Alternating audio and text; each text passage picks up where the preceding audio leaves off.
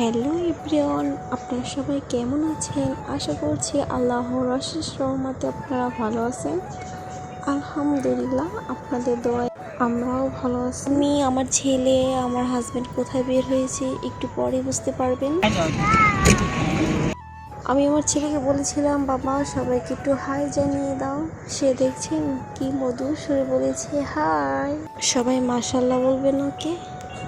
আজ বাইরে যে এতটা রোদ, আর তার ভিতরে আমি পরেছি শাড়ি, তো আমার অবস্থাটা কেমন হয়েছে আপনারা একটু হলেও বুঝতে পেরেছেন।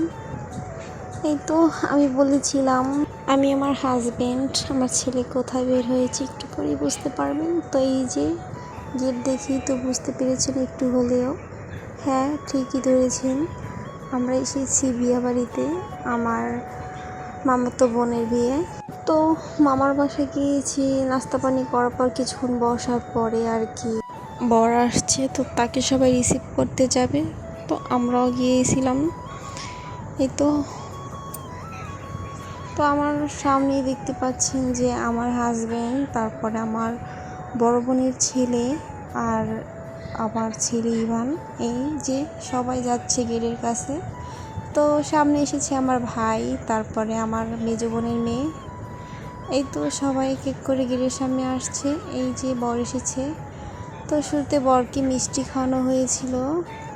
যখন শরবত খাওয়াতে গিয়েছে তখন বর খেতে চাচ্ছে না কেন আমরা বুঝতে পারলাম না।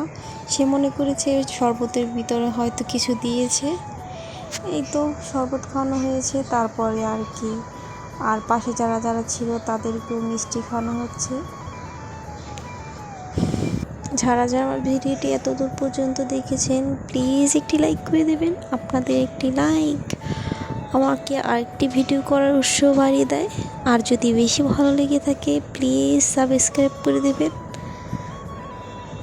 এই তো বর এসেছে, বরের যে আসনে যে বসেছে, তারপরে আমরা খাবার খেতে বসে গেছি।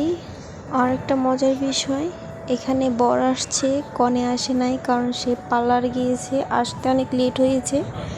এই তো খাওয়া দাওয়া শেষ করেছি, এই যে কনে এসেছে, তো ক্যামেরাম্যান এসেছে তাকে ফটোশ্যুট করার জন্য। তো আমার মামাতো বোনকে বলেছিলাম যে তোর এত লেট হয়েছে কেন আসতে। ও বললো যে ওর আগে নাকি আরেকটা বউ সাজানো হয়েছে, এর জন্য লেট হয়েছে। আসলে মেয়েদের এই যে মুহূর্তটা, এই সময় যে কী যে কষ্টে, সেটা যে বিদায় নেয় সেই বুঝতে পারে। এই তো কনে বিদায় নিয়েছে।